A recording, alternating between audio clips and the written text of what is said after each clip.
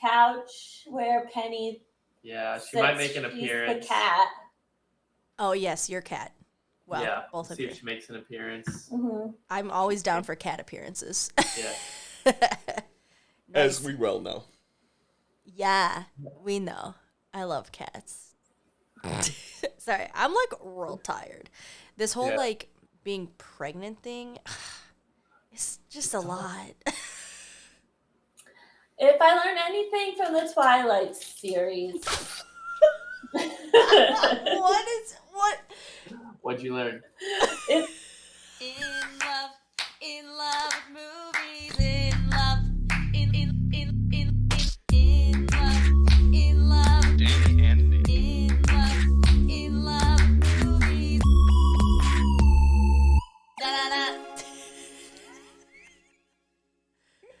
Welcome to In Love with Movies, where we learn things from the Twilight series. I'm Nick. And I'm Dani. And this is In Love with Movies. You just said that. You can't do it opposite of when I say it. I'm sorry? What do we do here, Dani? We talk about movie and love. And who are we talking about love and movies with today? Apparently some big Twilight fans over here. Huge. This is Madisson and Nic. Younglove. Oh, do we have... First time we get to introduce them that way. The Youngloves. The Youngloves. Madisson, what did Jen call you recently? I think it was Youngblood. I think it's the Love Goods. The love. Oh, maybe it was Love Bloods. Well, this past Saturday, somebody, Youngblood. I think Brian called me Madisson Youngblood, and then he was like, "That's not right." This is my ignorance, and I apologize, listeners, if this is offensive, but like, isn't that like within sort of black culture a sort of parlance for younger person, young blood, like a sort of term of endearment? What? I feel like I've seen that in movies, but There's I mean, a lot that's of- my only indication of it is movies. So Brian said it could be a cat call. Oh. I don't know. That's so You funny. have to ask him. Have him on the podcast. I'll ask Brian, yeah. is this the Brian you know? Yeah, I'm assuming. Oh, yeah. Brian, I don't know if I can say his last name. Brian, last name redacted. Yeah. Last name redacted. Well, either way, young blood, good love, not correct. We are have joined the by Youngloves. the Youngloves, and we've had them all in the past, so longtime listeners will recognize the faces and voices. But they have since been married, which is why we had applause. That's why we had applause. Thank you for explaining this. Also, this is your third year in a row doing this, right? Oh, yeah. I know. It's crazy. They are our annual holiday movie guests. Indeed. Because Madisson always has hot takes, and Nic is married to Madisson. That's why you're here. I know how it feels. Like, you're here because you're married. That's. No, as we learned last year, Nic has enveloped himself into the joy of holiday movies I'm because fully of embracing Madisson. it. Yeah, except for I'm a little disappointed. There's no Christmas tree that I'm looking at right now. You're That's wearing funny. blue. Oh, I have it on my desk. There's a Christmas tree out. It's just not in frame. There we go. Yes. That's cute.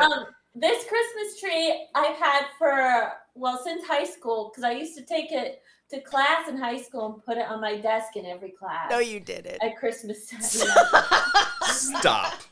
Stop. You are too much. So it's at least 12 years old. Wow. Did anyone ever comment on your desk tree? Oh, yeah, loads. And that's why she's a comedian, ladies and gentlemen. Actually, have I told this story on this podcast? Are you about to say Christmas earrings or holiday earrings or whatever? Yeah. Yes, you've told this Well, I'm going to say it again anyways. I got bullied in high school, middle school. Not a ton, because I'm freaking cool. But the meanest thing that anyone ever called me was holiday earrings, which, like, cut deep because I was always, like, themed. Movie lovers, if you're watching this on the YouTubes, tomorrow is Thanksgiving, and I am wearing a full-blown turkey sweater. A sweater that she's worn for, like, the last... Never mind. I've worn it every day this week. But my grandma made it. She's been on theme for a while. Yeah, so I have so many holiday earrings, and I have them for every holiday. And I thought that was the meanest thing that anyone could ever say to me. And now I embrace that shit. I will say that is one of those things where it's like we talked about with movies or with video games or comics, especially comics for me. Like, kind of hid it for a while, how much I think I was into that type of stuff, and convinced myself that I wasn't because of pressure from others. And that's your thing. It's like you're into holidays, and even though it sometimes makes me roll my eyes, the amount of decorations for various different holidays that we have to keep in our house, I let you embrace that because that is your full true self, and I love it. Yeah, and now we have a house. And speaking of, now the Youngloves have fully moved into their house as well. Yes. So tell us are about you it. filling it with holiday decor? Yep, we got 2 trees up. I think we have a third one coming. The one is full size. The other 2 are like 5-foot skinny boys. Skinny boys. And then you have the desk tree. Then we have the desk tree as well as like, okay, Target. Shameless plug for Target. Sponsor us, They're- Target, please. They're like $5 and under section. They have the cutest little Christmas trees. We just got like 6 of them because they were so cute. But they're like these little figurines, and now they're up all over our house. Yeah. Is your whole house decorated for Christmas right now? Mm, No, it's we're like very halfway- minimalistic. Halfway done with the process. Yeah, it's not like, you walk in and it's like puked on you. It's like, oh, little touches here and there. But I did put our Christmas llama out on the porch today. There you go. How big is this Christmas llama? It's like, what, 3 feet tall? 4 feet tall? 3. Yeah, it's a blow-up llama that I, like an inflatable. I got it several years ago, and it's just a thing in my family. It's a whole backstory about the Christmas llama.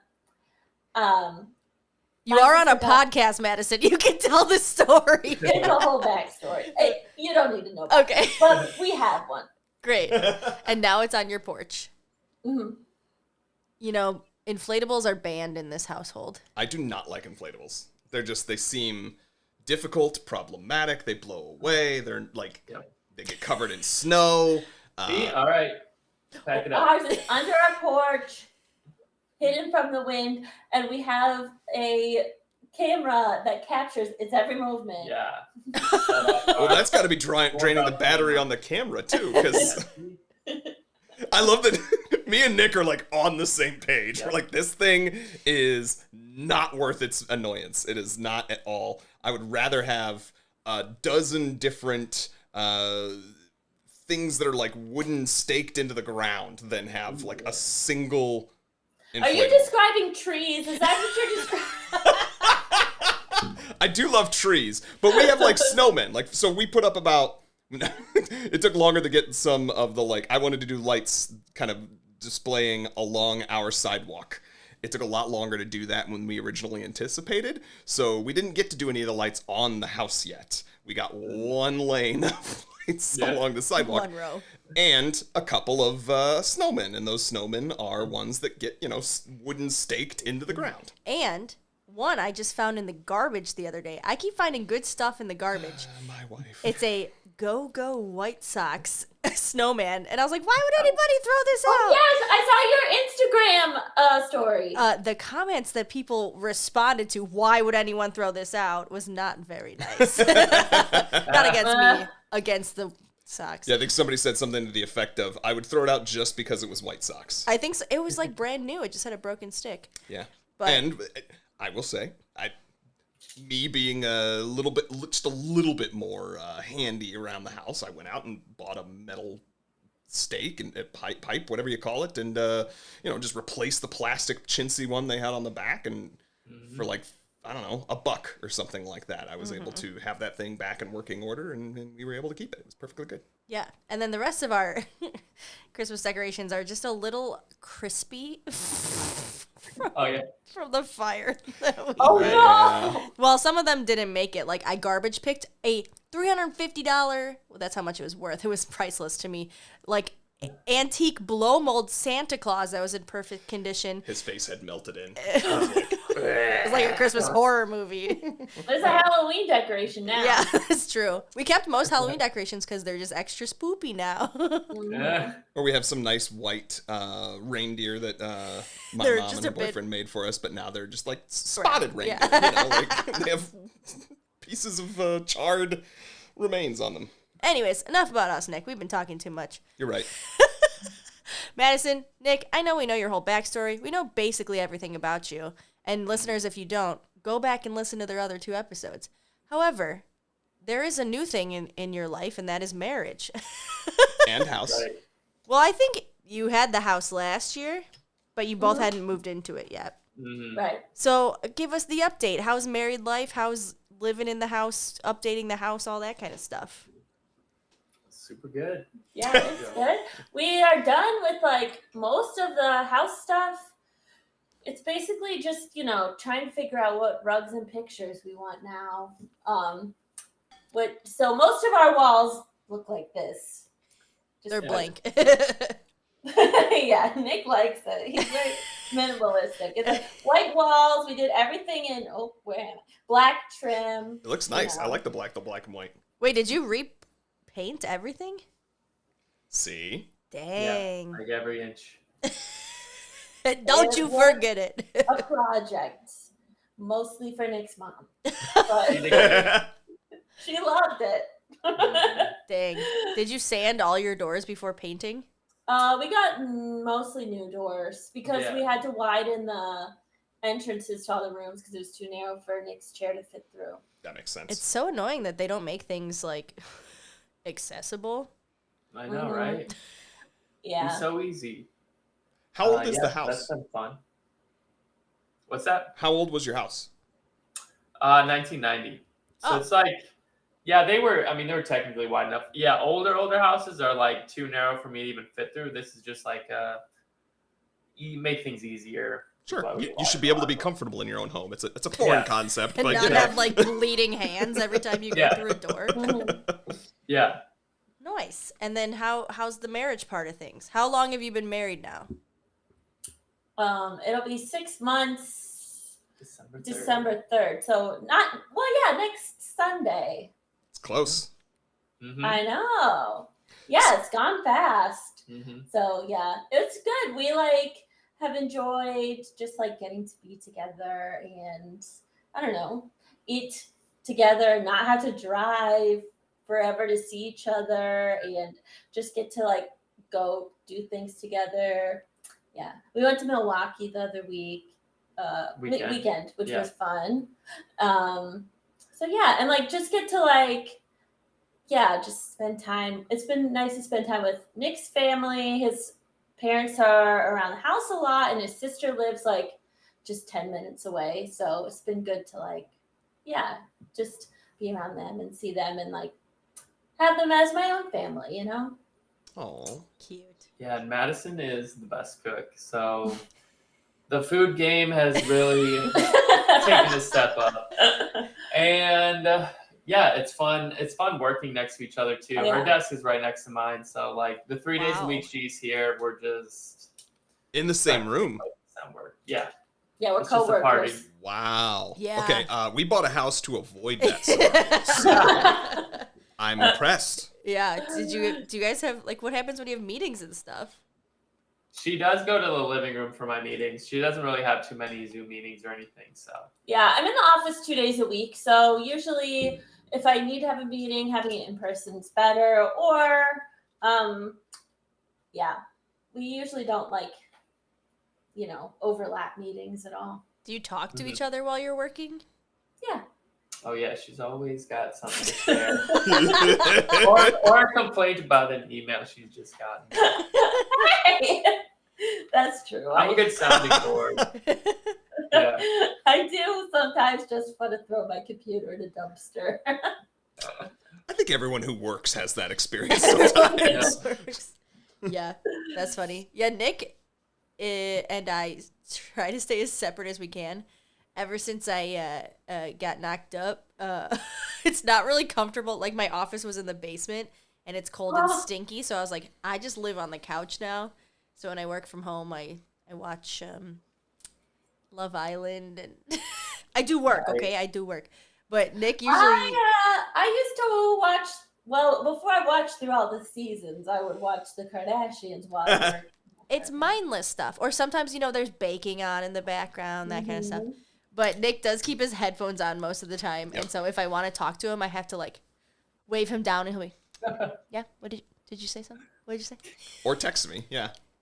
Yeah, except for the past couple days, you haven't answered my coffee text quick enough. I will admit that for whatever reason, it's like not been sending a signal to my watch or something. So normally, yeah, I'll be playing video games. That's normally what I do first thing in the morning is my me time before she's awake. I get an hour or two of video games, but then And yes, I expect it ends coffee when the moment I wake get the up. coffee text. The other day, you threw me off, and it was like it was funny after the fact, but it took me embarrassingly long to realize that it was a joke. It starts with, "Hello, is this Starbucks?" And then like gives her coffee order. I was like, does she not under? Did you think I was texting Starbucks? I did. Honestly, I was like, is there some new way to get Starbucks ordered via text message? Hello, I'm is so this Starbucks? confused. Does she not realize she's texting her husband? And then I remembered I married a comedian. You remember that a lot, and you go, Nick, do you feel the same way? Oh yeah, Madison's always asking me to get her stuff. Oh, I meant if you think she's funny or not. Oh, she's hilarious. She keeps me laughing the whole workday. Oh man. Yeah. So marriage is going well. Has anything changed for you guys? Do you think it's like, besides you living in the same place, anything like, I know they say marriage is like the end. Do they say that? Who says that? It's It's been just the beginning for me, so. Do you think your relationship has changed after just like officially getting married? I think just like continued comfortability, and we're like even goofier because I don't know, being around somebody all the time, we're just like so silly, and sometimes you're like, staying up late, and then you both get slap happy, and it just gets super goofy. I love that. So, it's fun being really silly with your best friend who you get to live with all the time. Oh, you guys are so gross. Mhm. I mean, cute. Yeah. I think there's also been just a lot of like adjustments of like both of us have lived on our own, well, in one capacity or another, before this, and so just like trying to like live in the same space and make sure that we're like jiving with each other's like personal organization styles and that kind of thing. Some eye rolling happening for the auditory listeners. We know what you're talking about. I'm a neat freak. But no, it really is just like trying to learn how to like compromise on a new level and respect each other in like new ways. That's so cute. That is cute. And I would agree with that. Yeah, Nick had to learn that, like, I just really can't put my clothes away at the end of the day. And so he has to live with a pile of clothes. But if you can't see it, it doesn't exist, right? Yes, but we've reached a point where the pile where you put it is no longer in an invisible space. We've been out of that location for a long time, and you keep putting the pile still next to the bed for 3 or 4 years now. What I've learned instead is just you got upset with me the first time I just started picking those clothes up and taking them to the no, hold on. You've learned not to, because like if I reach a point where I'm like, I can't stand this anymore, this is all dirty clothes, it's going bye-bye now. And you're like, where's this? And I was like, then you should have put it away. And you're like, you're right, okay, fine, I'm not gonna fight this. You do the laundry all the time, so. You're right, you do my laundry. But not all clothes on the floor are dirty. For example, I wore this sweatshirt every day this week. I was about to say agree to disagree, but I realized we have 2 others whose opinions we can pull on this matter. Your opinion to that statement. Yeah, if you are all clothes that are left on the ground after having been worn dirty, clean, etc.? Like jeans. I personally, Madisson washes her clothes after like everywhere, pretty much, right? I wear my pants several times, especially jeans, but I don't put them on the floor. Thank you. You just take them off and put them away? Oh no, does I put that? them on a where do I put them? On your side table. Oh yeah, I have a little table I put them on. Nick, we haven't heard from you yet in your this opinion. I would say personally, I have put clothes I would wear again on the floor, but I'll pick them up after a little bit. So I guess we're talking a little bit period of time passing, and then it might. No, I'll pick them up when I put them back on my body. Yeah, I think that puts you squarely in her camp and Madison squarely in mine. Because I'm with you. There can be like this one location that you could get like 2 or 3 articles of clothing that will be worn in the next week, maybe. We're talking about a pile that's like 2 feet deep, guys. Like, Well, for the sake of full transparency, I've never seen a closet so immaculate as Nick's. So he like everything. Really? I'm jealous. That's awesome. Have you Yes, watched systems. the Beckham documentary? The what? Oh yes, I did watch that, and I could really relate. I was like, wow, me Yeah. and David Beckham, He's pretty obsessed with his closet. He was like, one and the same. Yeah. I know. I was jealous of his closet for sure. it was, yeah, intense. The moment when he like knew someone had been in there and was telling a documentary, and he's like, someone's been in here messing with this, and they're like, you can tell. He's like, yeah, this is not like The hanger was the out of hanger place. was slightly ajar from where it should be. It was pretty awesome. So, what is amongst maybe one of those things? What's the biggest fight you all have had in the last year? Whether it's related to now being married or related to living together. And how did you get through it? Pick one that you've obviously, learned something from, not just one that, That is ongoing. that you had this morning and haven't actually resolved yet. Do you think it's like decor compromise? Okay. I don't know. Explain what you mean by that, Nick. Combined with me. Yeah. It's kind of like just decorating the house, and we each have pretty different styles. So it's not like arguments that come from it, but it's like, well, I don't really like that. I don't really like that. Like we'll each come with like our idea, and then it's just like, yeah, it's been learning to meet in the middle kind of thing. Because I Madison think likes it's also color and glitter and like lots of decor. Look on Nick's face as he nods to that And statement. Nick doesn't. And Nick likes the black and the white. yeah, we have like my desk is the Barbie desk and his desk is the Oppenheimer desk. The Barbenheimer office. I love it. That's funny. It really is.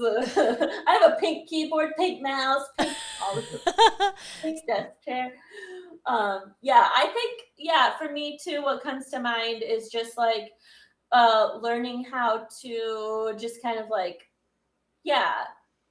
what our roles are and like dividing tasks and that kind of thing, because I mean obviously we talked about like last year how we're in an interabled relationship, so the ways that we can kind of like do things that are in our wheelhouse and that we're good at, and it for me it's been like a lot more learning, and I think for Nick too it's been a lot of like learning like what it is to like live together and have a house together, and like I don't know, like we each did stuff different ways before we came together, so kind of like doing what we can and like supporting each other through those things, even when it feels like kind of hard or frustrating or unfair, like one person's doing more than the other, right? Like I know that we've had that in our relationship at times. Yeah, I think everyone does. These past 6 months for us. There was at one point where Nick looked at me and he was like having a really rough time with work or a bunch of things. And he goes, I'm okay with sometimes me taking 80, you taking 20 or 50-50. And he's like, I'm just asking for 1%. And I looked him in the eye and said, I can't do that. And I went back to sleep. It was rough. Yeah, that was probably our worst conversation or fight this year. Yeah. Yeah. Yikes. So ending on a high note then, what is one thing that you all have learned or discovered either about relationships or each other since we last spoke to you online? Ooh, yeah. Refresh your advice. I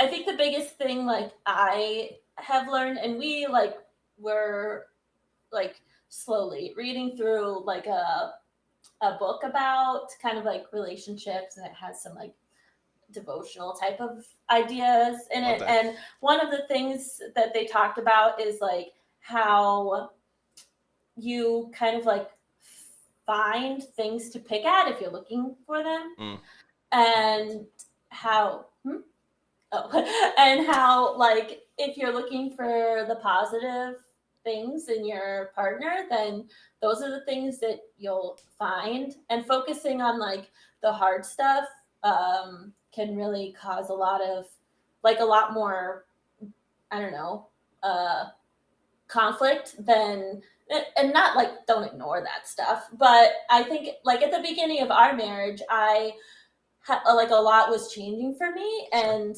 that resulted in like a lot of just like grief about like moving or my life changing or like our like roles changing, that kind of thing. And like the wedding was over and stuff, and then I kind of was able to like, I had kind of like a turning point of a moment where I was like, okay, now is like time to like settle in and like look ahead and look at like what an amazing person Nick is, and like how good like our life is, and rather than like focusing on the things that are hard sometimes.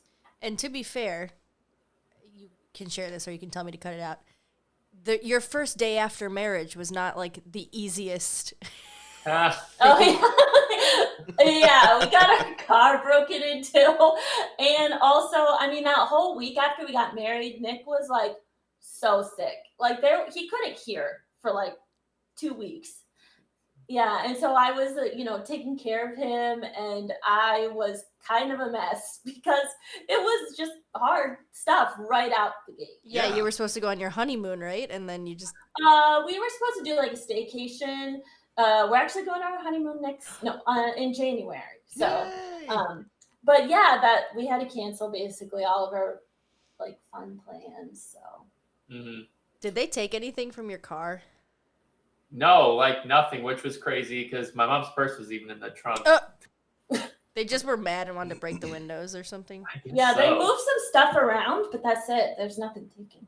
Yeah, and that's such a bummer. I know. Yeah, and that's hard. No, as you were speaking though, I think it's always fun for me when sort of theological or philosophical texts touch, the wisdom that comes from those things touch on also things that have been confirmed in psychology, because that's stuff I study too. And yeah, the focusing, what you choose to focus on is what will continue to sort of, it's either a virtuous cycle or a, downward spiral. So I think it's good to take that moment. It sounds like you said, and I love that you use the word grief, of like, you can grieve the life that is gone. Like that is something you have lost, and you need to give it that appropriate space. But then, yeah, don't like any other kind of grief, if you let yourself just stay in it and wallow in it instead of then choosing to focus on the positive, it can be a really bad thing. But you chose to focus on the positive and clearly are just as much in love as you were the last 2 times we spoke to you. Yeah. Oh yeah. Nick, do you have any advice or anything that might have changed? Oh man, mine's not as good. I guess what I learned is even seeing more every day how like selfless Madisson is and thoughtful she is. Like, I don't know, she's always thinking of me when she's out like getting groceries. She brings me like a treat half the time. I'm like, what? Or she'll like pick me up some Starbucks. I don't know. She's always doing little things, and she has to do so much extra around the house that just like, yeah, she's the best. So. I love bringing treats. Madisson, is one of your love languages gift giving, perchance?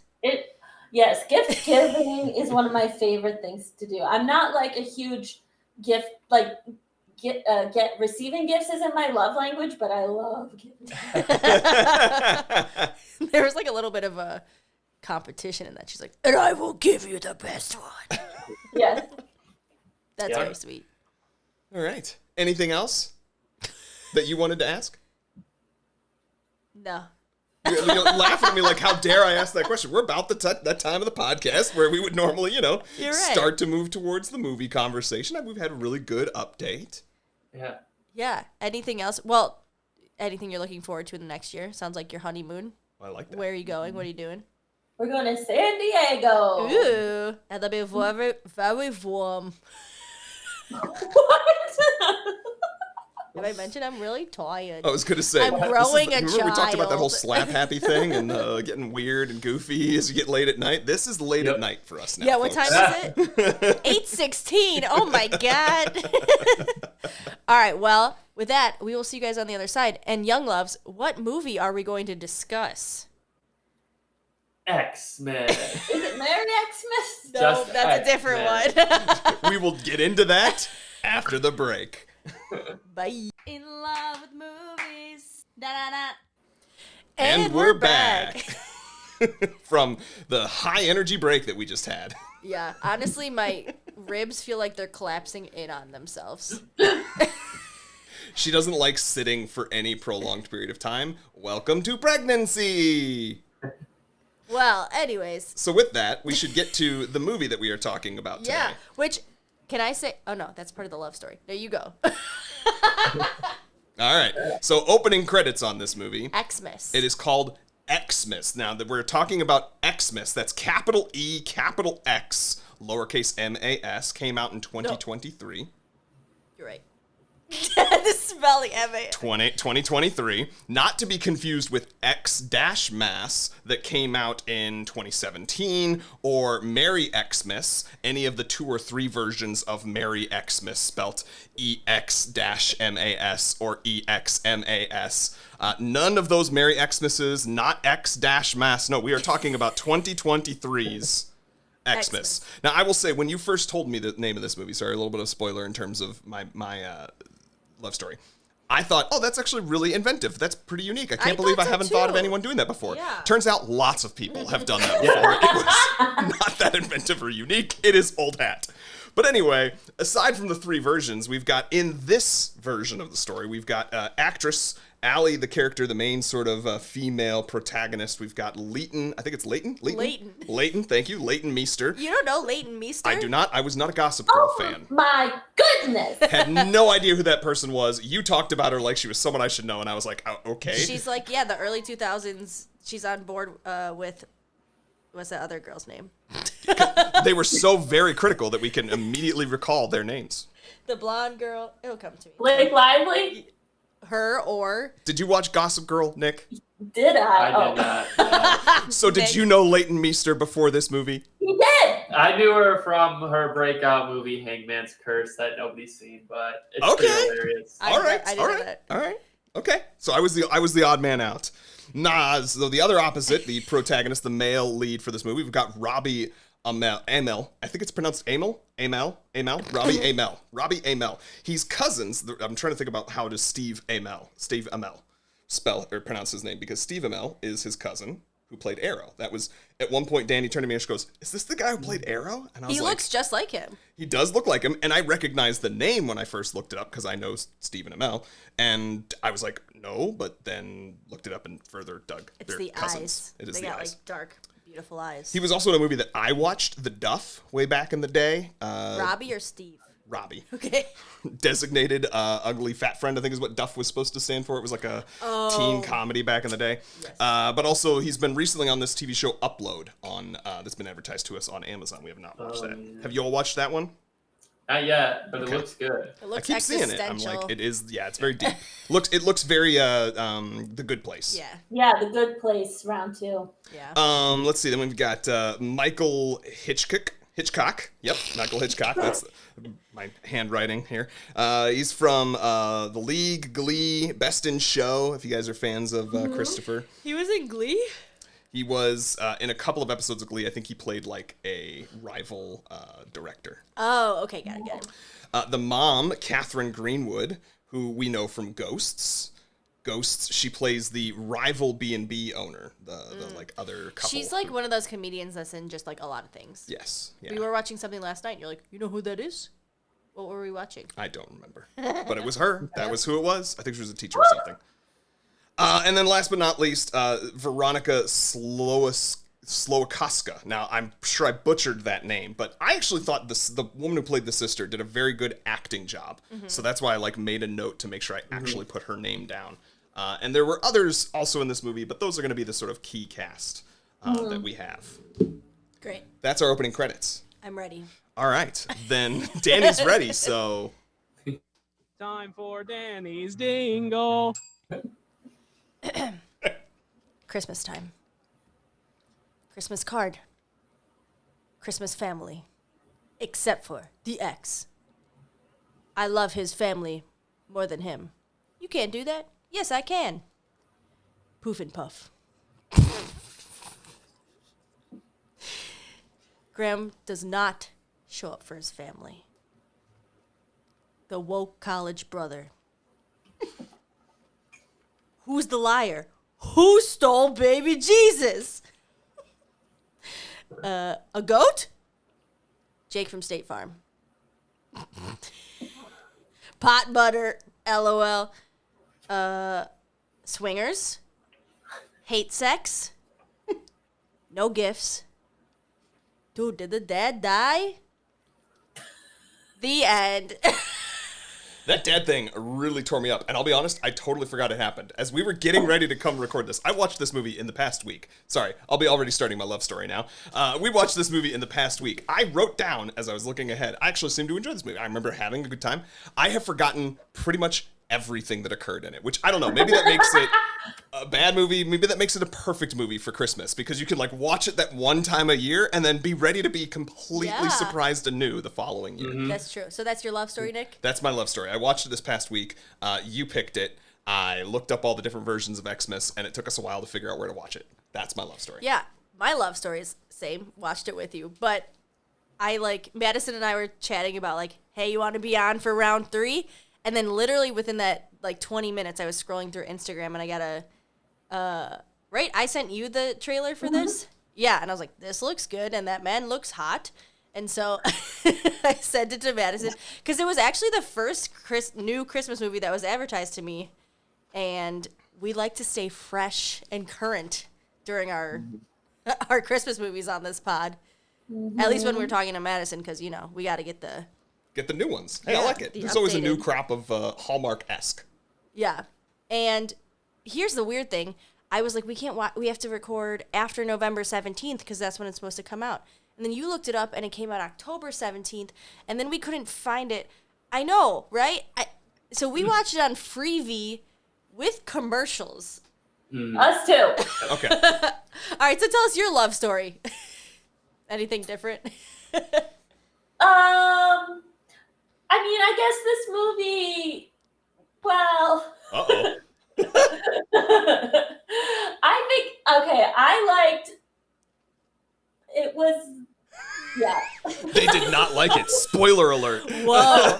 I've never seen Madison speechless for a movie. I think I liked the, that it's tropey, very cheesy.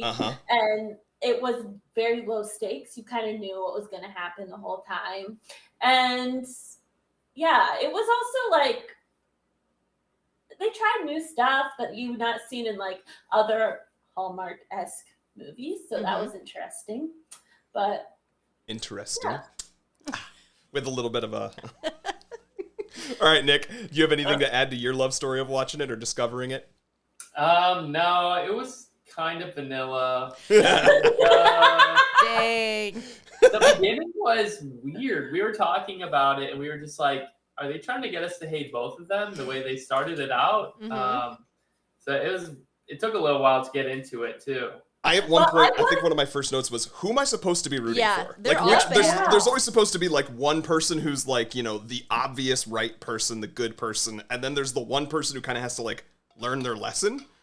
Yeah. And it didn't feel like either of them fit fully into either one of those tropes.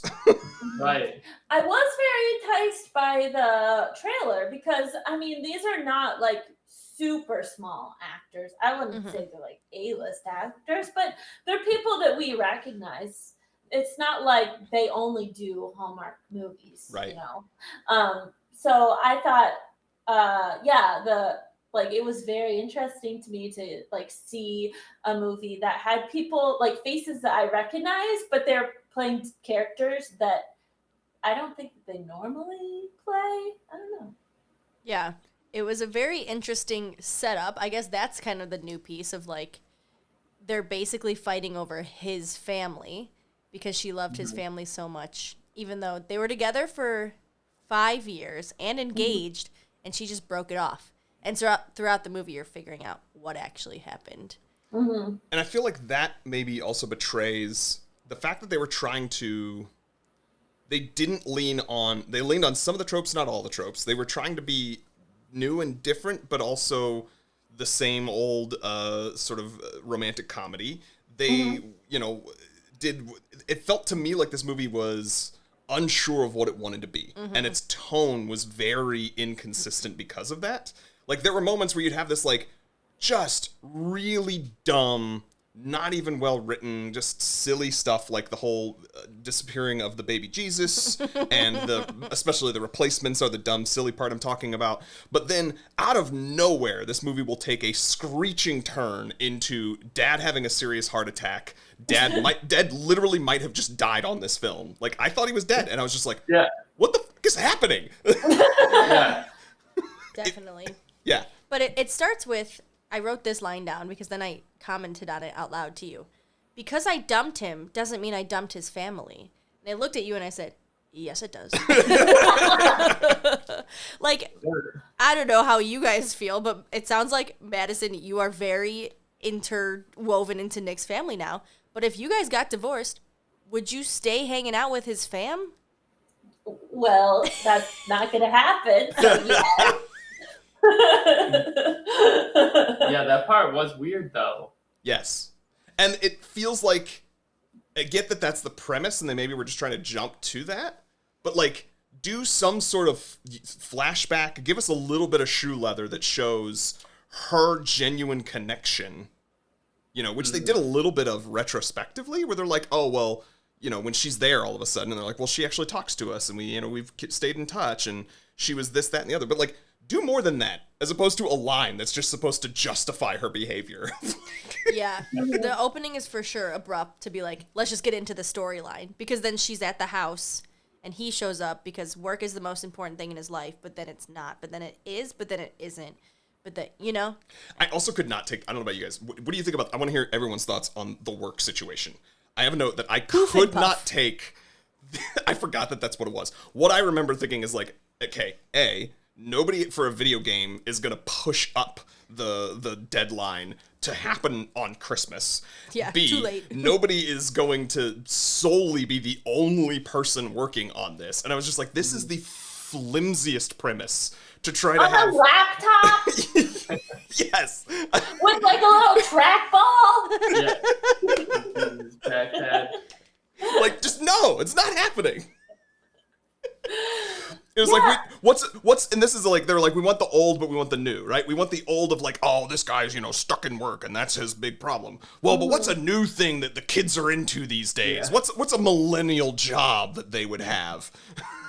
Video game And programmer. I think that, yeah, part of the problem with this movie is like they wanted to like lean a little bit on tropes, but wanted to be like, okay, let's not make it about that much. But it really, because I mean, you watch these types of movies and it's always like the career-driven guy is too focused on his career, and that's why, you know, she walks away and finds somebody in a small town, or like he needs to change, you know. And in this movie, it was like he works too hard on work, kind of, but also for stops. an hour a day. Yes.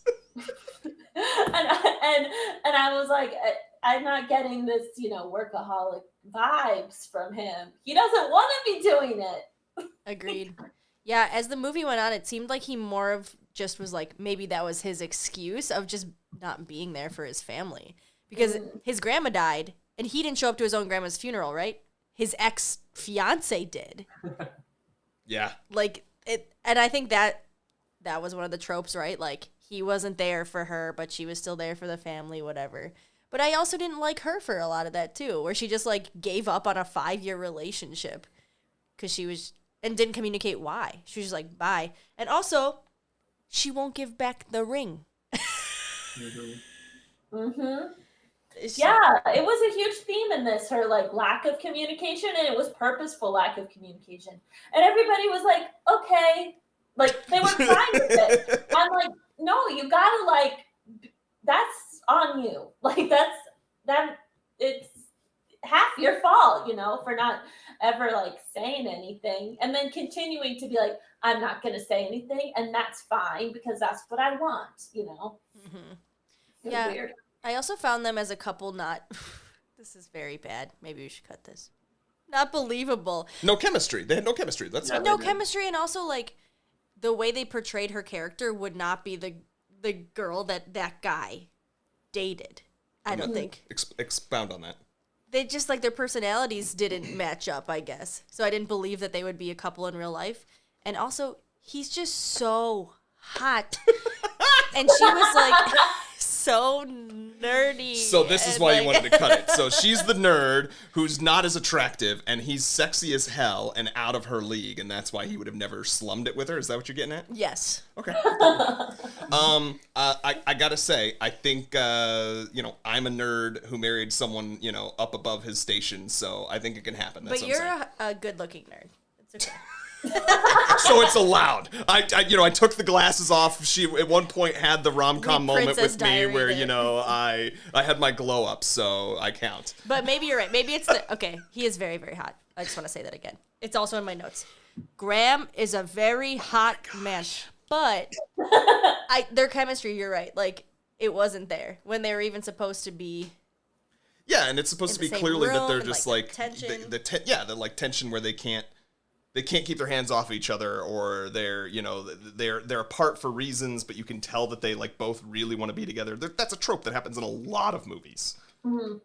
But then it's believable. Whereas this, it was just like, okay, it's two people. Yeah, there was no will they, won't they. Yeah. It was like, we all know what's going to happen, but at the same time, make us want it to happen. Yeah. Agreed. Yeah. Instead, they were just pranking each other, and it was kind of mean. Like, she clogged the toilet and then stole the plunger. Yeah. Like, that's triggering as a person who has severe yeah. plumbing issues. I know that was at the point when I'm like, wait, I don't like either of them. So what's going on here? Agreed. Yeah, and all their flashbacks were lame things too. Like their proposal was the dumbest thing ever. He's like, you know what, I'm Yes. gonna do it right now.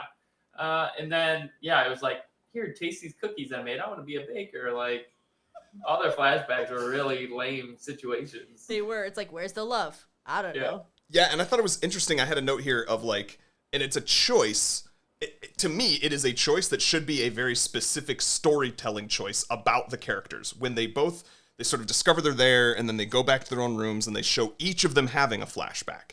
And one of them's having a flashback to their proposal, which, again, is not all that special, but putting that aside. And the other one's having a flashback to their breakup, which to me, like, that should be giving you not only depth from the scene that you're seeing, but there should be something there about like who is having that flashback. And I like even wrote it down. I was like, oh, that's an interesting choice. They must be trying to what are they trying to tell me about the fact that he's having this breakup and then she's having the proposal. And I literally don't feel like I got that answer from the movie. I can suppose that maybe it's supposed to be saying that she thinks of the good times and he thinks of the bad ones, but like that's not even terribly clear. So bad choices. This is fun. Normally we have these conversations and it makes me realize I can actually like the movie more. This is making me dislike it more than what. Oh no. Yeah, I think like maybe a semi bright spot in this movie was just, I guess, the goofiness of the parents. I don't know. I thought that they were very goofy and they played that, well. Perfectly well, yeah. I think there were some moments where I was like, what? Like, some of their, I will say, zillennial humor thing. I was like, why are you saying this? But maybe that's why they wrote it in the movie, for us to be like, why? I can't remember which jokes the dad told, but they were like inappropriate, weird. Yeah. Oh, I didn't read any of his. I wrote her, I'd hit that, and them all like laughing yeah. at being like, Mom, that's not what that means. Sure. And she just kept saying it. She's like, I said that the other day. Yeah. Yeah, I was gonna say the same thing, Madison. Like, I do think actually the family is redeeming because the sister, I like the sister. She's really cool. And then the brother has like 4 lines, and every single time he speaks, I laughed so hard because he's just like the woke college kid.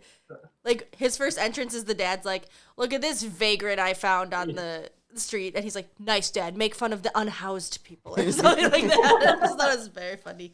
So they do a good job with the family. But then the sister has another sideline where she's also going through this secret breakup. And I don't know.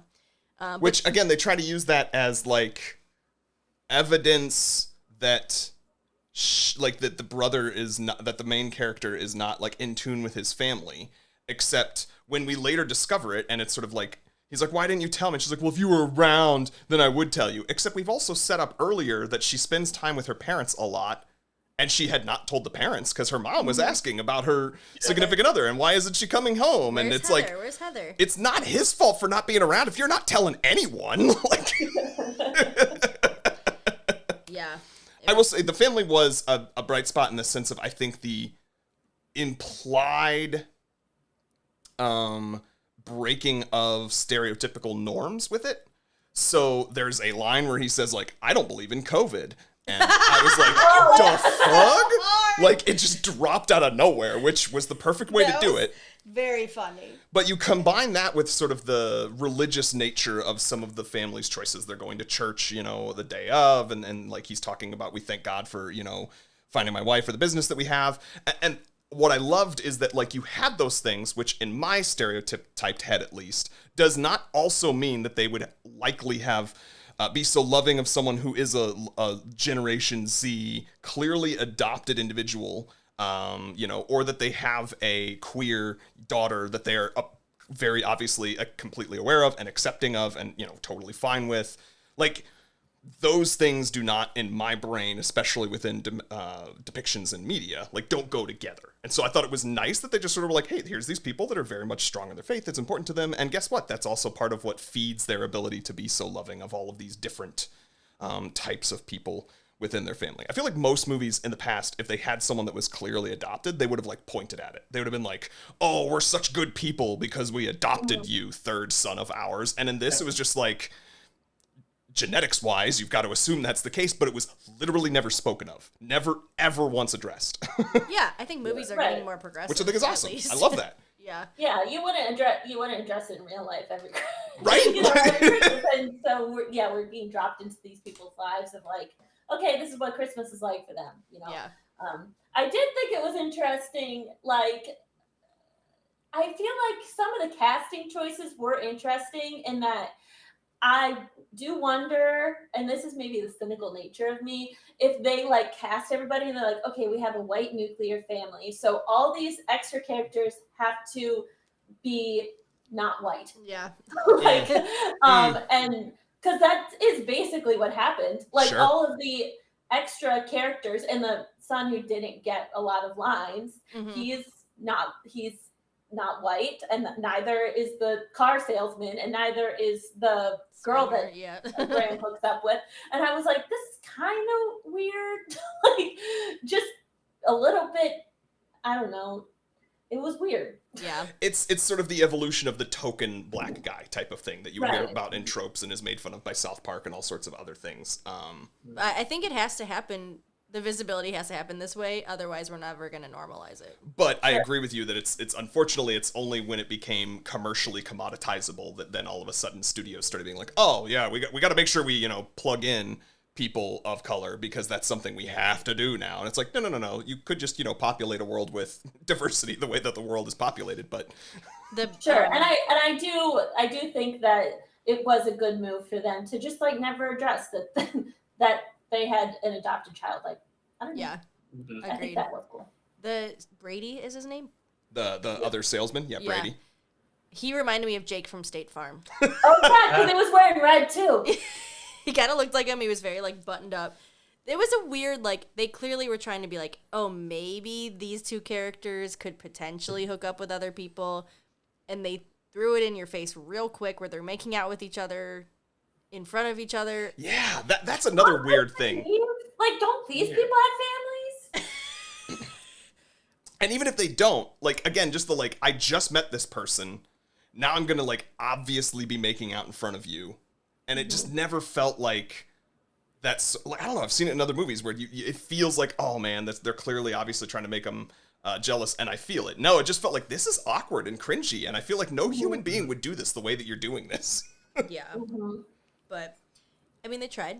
That's something a little different, too. And then the woman is a swinger, and the guy tries to sell her a car. That was kind of funny. That was very funny. I feel like they could have done more, and that's where there was a lot of things in this movie where things came out of left field. the dad. There's no line earlier on to sort of set up any sort of inkling that might be a concern in the future. Like, Sure. literally just have a single line where he eats too many cookies, or a single line where she, makes him eat low-sodium snacks or something like that. Yeah. Although, whenever they were ice skating and he's breathing hard, I said to Nick, I was like, he's going to have a heart attack. Really? And I then- did not And have then that. he had a heart attack. Well, cardiac arrest. And Yeah. I was like, I knew it. Because you knew his back was bad. That's why he used the butter, right? That Yes. was great. Yes, that scene was good. That It was funny. Also, they have a Christmas party at the used car sales lot, and they have a goat. That's it. I was like, they had a goat? And then her biggest fear, of course, is goats. That was another thing. I'm like, why does he think it's gonna be her fault that she's afraid of goats? And listeners, we are saying goats, not Not ghosts. yeah, as in the animal with horns. No horns for this guy. He Well, was just that's true, chilling. Well, and then there was this like weird thing where he undoes the like gate and somehow sneaks food into her pocket, but he also picked up said food from a bucket that was right next to the outside of the gate. So if the animal was food motivated, I feel like it would have just turned left and gone nowhere else because, food. Yeah. So eventually you find out that I think the turning point was he promised her a bakery truck and he didn't get it for her. Is that what you guys think? Mhm. I think that was the nail in the coffin. Yes. But also seems weird. And Yeah. then at the end, I mean, not to jump too far ahead, but the we've truck jumped all that over. pulls up, I was like, is that a golf cart? Wasn't that the smallest, fakest little truck that they had? I don't know. It does sort of feel like maybe it was a budget. Like maybe the goat thing too was they wanted to have a different animal. Maybe they wanted a llama or something Or a like reindeer that. or- Or a reindeer, right? They wanted something that was more Christmas or more out there that would be bizarre for her to have a feeling about it. And they were like, we can't get you a goat. Or we can't get you a llama, but I can get you a goat. Look, you want to? We can't do a reindeer, but I could get you a goat. We'll pull a goat and show it up today. And then I feel like that's probably what happened. Is it just feels if like you there's all these if budget you want things. a reindeer next year, you gotta watch with the ads. But then this movie also was clearly had a lot of advertisement. Oh, did you all Oh notice? yeah. Sponsored by Heineken, K Jewelers. Oh yes, Hey, K Jewelers. Like the box. Like, I have, outside of an actual K commercial, I have never seen any jeweler's label more prominently featured in a proposal video. Yeah. And then they only drank Heineken the whole movie. It's pretty funny. What are your other thoughts that you had? What stood out to you two? Good or bad?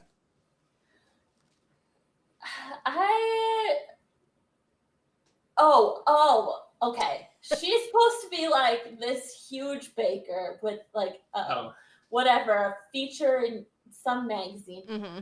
And like the only thing she bakes are sugar cookies, and it's only 5 at a time in like a stoneware that you are not supposed to cook cookies. And they all looked, she put them so close together on the pan, I was like, those aren't going to go well. And then how do you even get off? The pin had edges, and like if you're gonna bake something that's gonna be featured in a magazine, it's not gonna be a sugar cookie. Yeah, they were all just like little creatures. I agree. I think the part that like they were trying to be deep, I think with pun intended here, I guess, with the turning point of them like having hate sex, but that actually led to them having real conversation finally. And then they were fighting about it in church. Oh, yeah.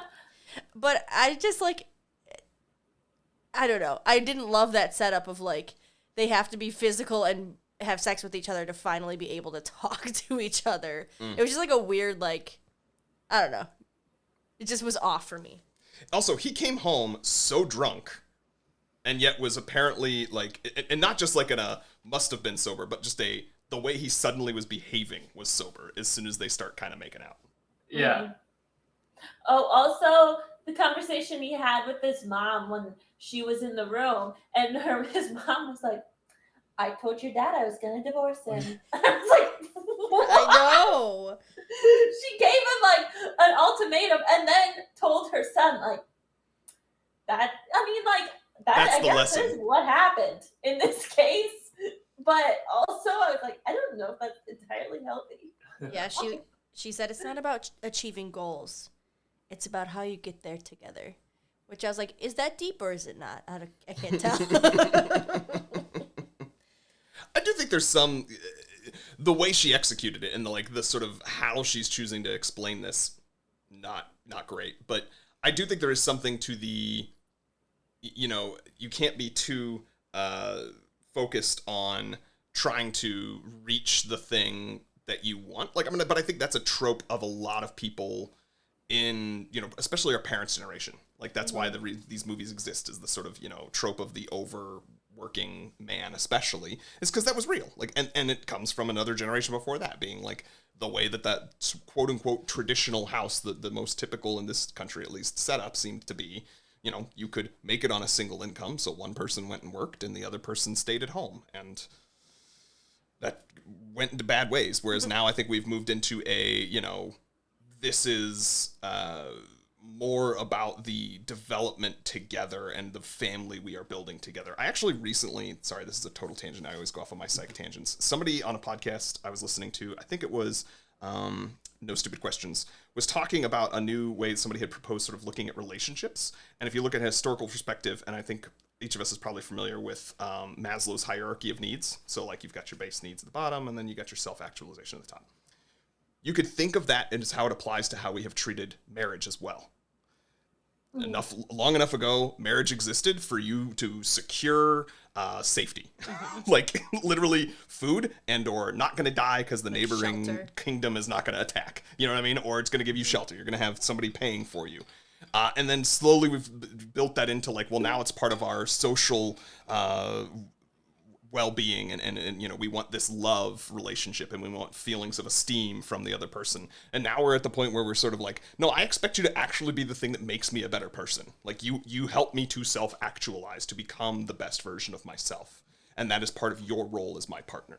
And that's a lot of pressure, and I do think it's a new thing, but I think it's a common thing these days. I don't know. Thoughts on that? Yeah, of the mom saying that's what she needed from the dad. Yeah. Rather than the shelter and the safety.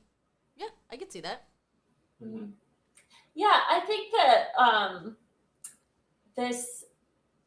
I still think it is very strange how, like, in this movie, Allie was like, I don't need you to be working so hard and like all this, achieving all these goals, but also I want you to buy me a vehicle. That's such a great point. That's And such a great also, point. I want to keep my ring. I didn't Yes, have to achieve my goals, but Yeah. that's true. You're That's very absolutely right. You're absolutely right. Yeah. But I mean, I do think that there's still value in the like receiving reminders in, I don't know, in movies or tropes or whatever, that yeah, it's like what's important is the relationship with another person. It's not the material things that relationships can get you, or like it's not important, like work. Like work is not our identity and shouldn't be Right. our identity.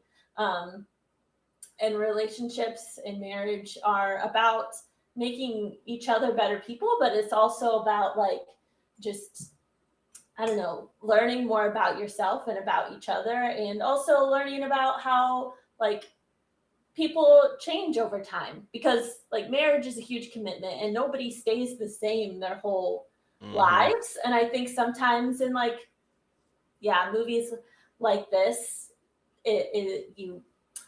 you see like these characters change and then they kind of like drift apart because they've changed, and then realize like, oh, that is still like the same person I fell in love with, and then they come back together in a way. I don't know, but yeah, I rambled a bit, but I rambled a lot. I always ramble. So you're saying this movie did its job of making us think these deep things about relationships and marriage.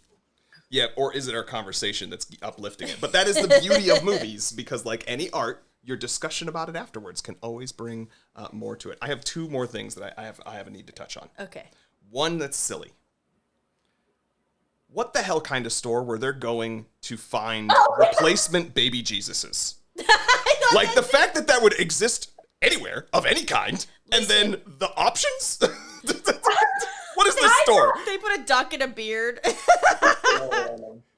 why are all the baby Jesuses actually adult Jesuses? I thought they were gonna do something more with that. Like, the dad had been stealing the baby Jesuses because he wanted the kids to come together to find it. Or like it was gonna be the big prank, that really actually made the family kick out One of them. Layton's character. Yes. Which I feel like should have happened at one point. Like Yes. there should have been like a power, like someone should have lost and then come back. But yeah, that was very strange. And then it was just a dog, like a random dog. They don't even mention the dog the whole time. I think they were like, oh, you know what? We should probably solve that for the people who are. Like, the dog was taking it. It's like when they wrote Lost, and they're like, all right, we set up this whole great premise, and we should probably solve it. I do feel like that's They just did. it. It's like whether it was budget or the writers in the process of writing. They just like they'd be writing something. They're like, I don't know where I'm going to take this. Oh crap. I remembered I got that thing I got to wrap up somehow. There's a dog stealing it. Yeah, Like, because Something else, it should have been the goat. or yes. It should right? have been Yeah, the goat. absolutely. Right? That's how movie writing is supposed to work. Things are supposed to tie together. this movie did lose track of itself a lot. Of like, I thought the bet of who's gonna leave was gonna be at the forefront, and they never really mentioned it again. Yeah, they like made a bet and then They were just kind of mean to each other, baby pranks, and then forgot about the whole thing. I literally forgot that they had made a bet until this very moment. Yeah, weird. And then, well, should we talk about how they randomly always have a hockey match on Christmas morning and Jake I from was State like, where Farm? are they getting access to the dice ring? And the mom has a helmet with horns on it. It felt like they were like, what's something specific about Minnesota? Oh, hockey. Hockey. Yeah. But then, I cried a little bit because I was scared for the dad, and then the mom was so sad. Like, that part really got me. That was very real. I was like bawling. Because, yeah. We have dead dads. Dead issues. Yeah. I know when he was down for so long, I was like, nah, he's not going to die. And then it cut away without any resolution. I was like, he's dead? I know. But then the ambulance. They can't kill him. And that's another thing I said. I said, as the lights went out, I said, he's not dead. They're going to say, Graham, you saved his life by doing compression. And then it came back up and said, if you hadn't been there, he would have died. Or something like that. They literally said that, yeah. Oh, man. Anything else? Wait, you said you had two things, sorry. I do have one other thing. I didn't want to interrupt anybody else. I feel like one thing that it almost seemed like the climax or some kind of resolution, but it was like really short, and just when he quits his job, like he's on the phone for like 2 seconds, like, hey, is the thing done? I quit. like, let's build this up a little bit. Like, this was the whole issue. Yeah. And he quits, and that was it. Yeah, and they didn't even really have like the moment with music or like a moment of like connection or knowing between them, or like I was expecting her to say something like, "Oh my God, Graham," you know what I mean, or like "That's such a big deal," or "I can't believe you just did that," or like there to be literally anything other than just like, okay, we stare at each other. We both know that just meant something. Yeah. And what happens to Poof and Puff? Danielle's very concerned for the Poof and Puff character. That's two A characters. January release. The video game. Anyway. Poof and Puff. Okay.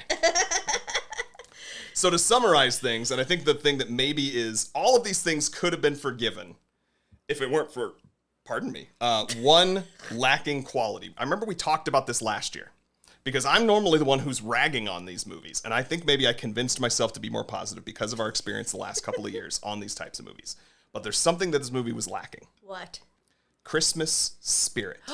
Madisson, how many trees would you give this one on Christmas spirit? Oh no. This is tricky because all of the elements were there. You know, you had trees and decor and the parents and the baking, and they tried with love. But I think it would probably get like 1.5 or 2 because it's just not a movie that made me feel good inside. Yes, that's what I mean. Like all Yeah, of the it didn't silliness have and the heart. bad writing and the subpar acting, all still true of the movie we watched last time, which was called what? Falling for Christmas, the Yeah, that Lindsay was Lohan great. I one. love that movie. Okay, but you walked away from that movie with this like heartwarm feeling, right? They had that stereotypical tropey just gushing of like Christmas love and warmth and by the community fire and community and the hearth. Felt none of that from this movie. Felt like they were attempting it, maybe, but they didn't know what to do with it. They said one line that I really liked, and he said, "I can't imagine any more Christmases without you." And I was like, Talking about the dad? no, I think Graham said that. Graham said that to Allie, didn't he? He may have. Am I I didn't making clock this it. up? Did you guys catch that? I didn't catch it, but I believe you. I wrote it down, so I would argue that this is making the point. Because if they said it, it should have been something that was like swelling of music and the changing of the lighting. They should have highlighted that moment in a way that makes it memorable. 3 out of 4 of us didn't remember it. yikes. So I think the real problem is that they didn't have chemistry. Is that one of the trees? Oh. all right, so with that, we might as well get to our heart ratings and would you renew your vows. I'm going to go last this time. Oh. You can either go first or we can let them go. You guys can go. So out of 5 hearts, how many hearts would you give this movie? And would you renew your vows? Would you watch it again? I'll go first. I'm always looking. I'll say, I don't know if I'm being too harsh, 2.5. But I think, like you said, Nick, it was so forgettable. It might be worth another watch. 'Cause like, I don't know, maybe the jokes will hit better, and then you'll get over the cheesy, I don't know, the lameness. Or it could be one that's worth watching because it's just bad. But yeah, maybe I would probably watch it again. All right, Madison. Okay, I'm gonna give this movie 1.5. Oh, jeez. I don't think I would want to watch it again. Wow. Although if Nick wants to watch it again, I guess I will. But it is very different from, okay, there's a very bad, horrible movie on Netflix, Dolly Parton's Christmas on the Square.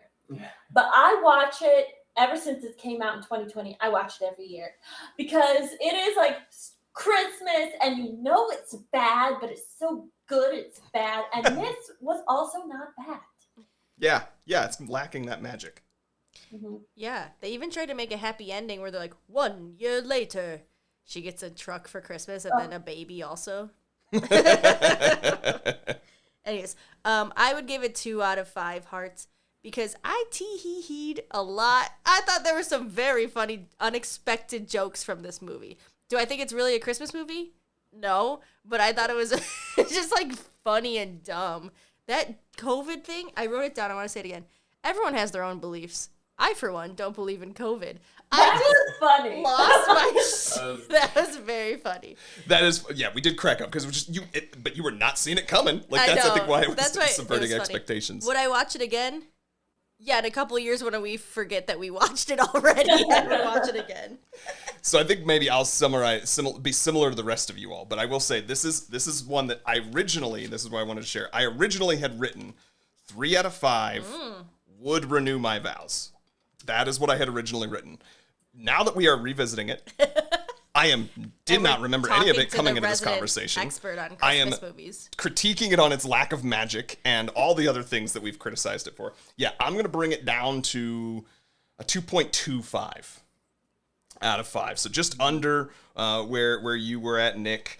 And I would not renew my vows. I would not choose to watch this movie again because I realize I don't know that there's anything there for it. Having said that, I could watch this movie again in a year or two and probably literally not remember that I had already watched it before. So in that sense, we'll see what happens. But I'm not going to renew because I wouldn't choose.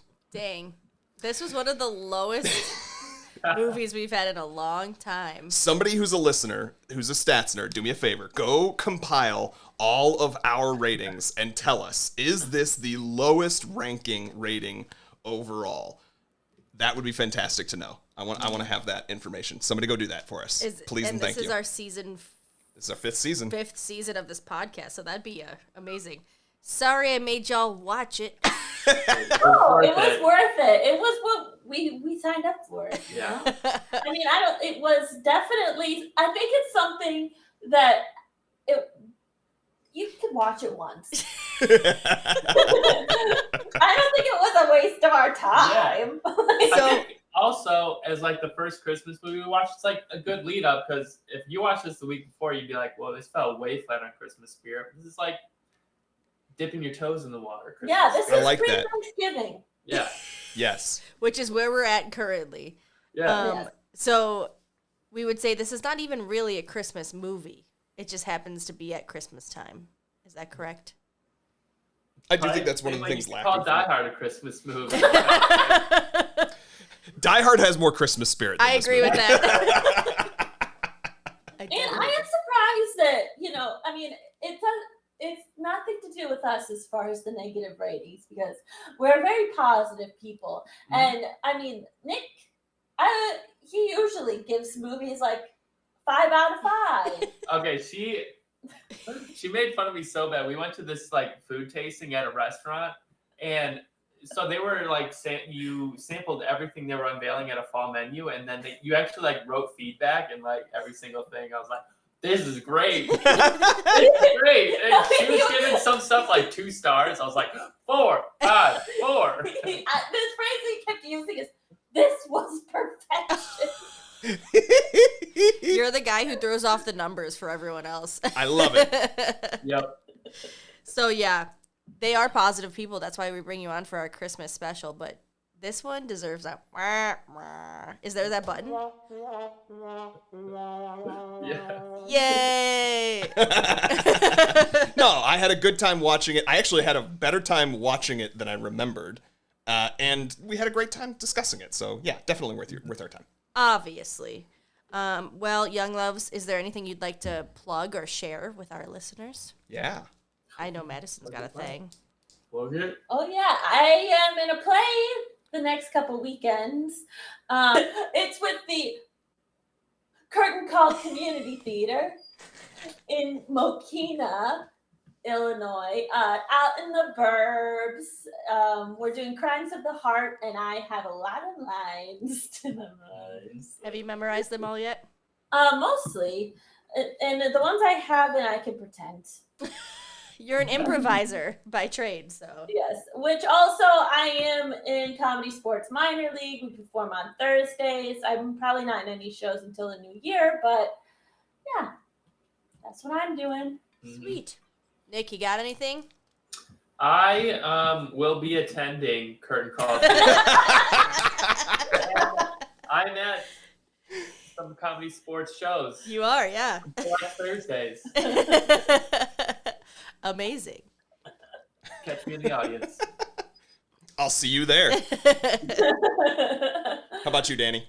Yeah, I'm also at Comedy Sports. That's all I got going on. Sorry, Malarkey Theater. Oh. We're at Malarkey Theater now, and we play Isn't comedy it sports. You play comedy sports presented by Malarkey, though. Yeah. When does this podcast go out? I'm in. Don't answer that. I'm in Bubby and Zadie, which is actually my favorite holiday show to be in. So Bubby and Zadie is a Hanukkah show, and I am Christmas Carol, and I will be playing the resident non-Jew learning about Hanukkah. So that's every Thursday. I think this is why there's no minor league in December, because there's Bubby and Zadie every Thursday at IO Theater. All right. So Thursdays at IO Theater. There, you will have, I think, missed only one when this then comes out. So. Perfect. Yeah, our first show's the first day of Hanukkah too, so perfect. Fun. All right. I got nothing special coming up. Follow me on Instagram and Twitter and Letterboxd and at Nic Loves Movies. That's NICLUV Love. Nic Loves Movies on all those places. Danny, where can they find you? At Daddy Miami 4. And you can find the podcast on just about every podcasting app. I'm trying to kind of keep up with all of them until one of them wins out. Not podcasting apps, social media apps. So we got the Blue Skies, we got the Threads, we got all the new ones and the X's and the Twitters and the things and that's at N Love with Movies. That's at the letter N Love with Movies. Cool. And with that, I love you, Nick. I love you, Danny. And we love you, love Youngs. Do you need another take? Do you need? We love you, young loves. bloods. Bye-bye. We love you, movie lovers. Bye. Bye. We did it! Y'all ready? We don't have to explain anything. You know how it goes. It's this same shit, different year. Oh, are you recording? I did hit record Oh, already. good, because that was funny.